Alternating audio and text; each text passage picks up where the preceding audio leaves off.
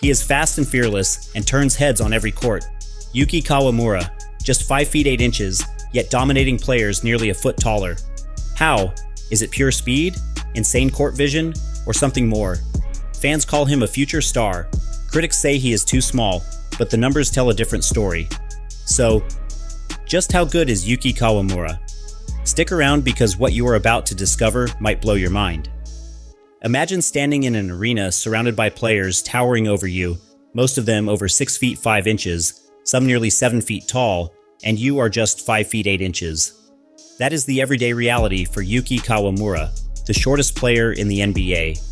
In a league obsessed with size and athleticism, Kawamura's presence feels like a throwback to players like Isaiah Thomas or Muggsy Bogues, undersized guards who made up for what they lacked in height with pure skill, heart, and spirit. But can Kawamura make it at the highest level? Or is his rise just a flash in the pan? Get ready because Yuki's journey is filled with surprises. Let's rewind. Before the bright lights of the NBA and roaring American crowds, Yuki Kawamura was a high school sensation in Japan, leading his team to back-to-back national championships.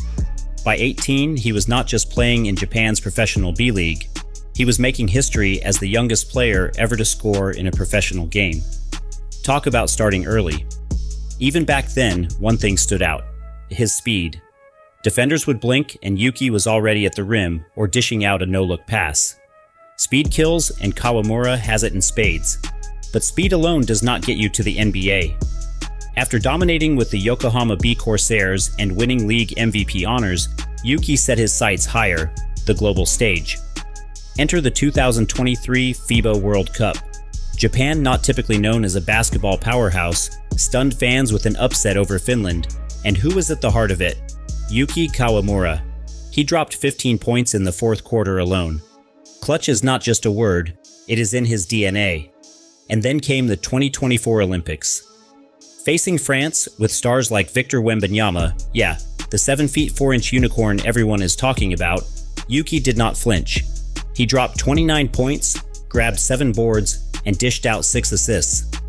And did I mention he hit a 3-pointer over Wemby? Imagine a 5 foot 8 inch guard sapping a shot over someone nearly 2 feet taller. Insane. That performance did not just turn heads, it sent a message. Yuki Kawamura was not just a local hero, he was ready for the world. So when the Memphis Grizzlies came calling, it felt like destiny. Kawamura signed with Memphis in 2024, starting on a 2-way contract, a deal that lets him split time between the NBA and the G League. For most beginners, that is standard. For Yuki, it was the chance to prove what he could do against the best of the best. Now let's be real. His NBA numbers so far are not exactly jaw-dropping.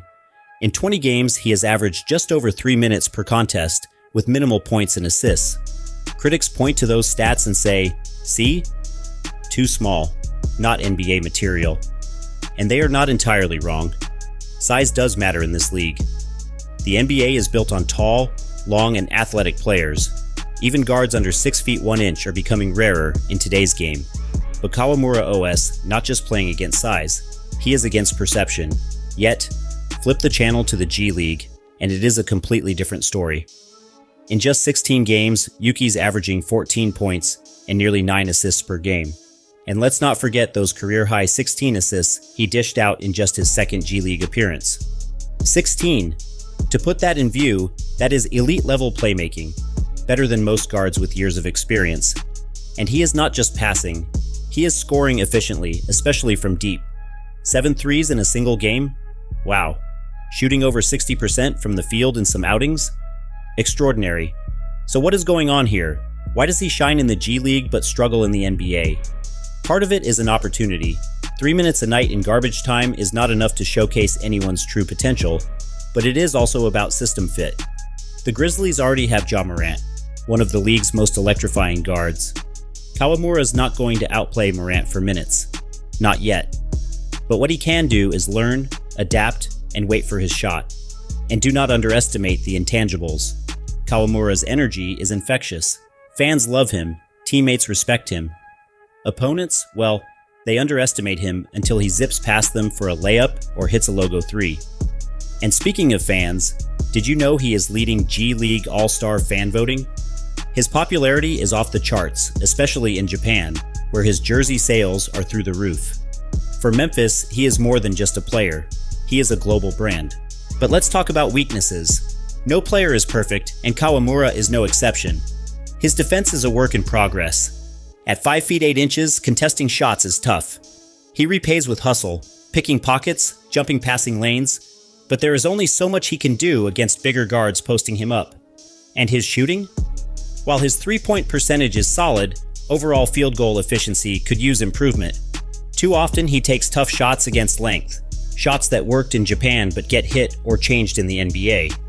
Yet, context matters. Transitioning from international play to the NBA is hard.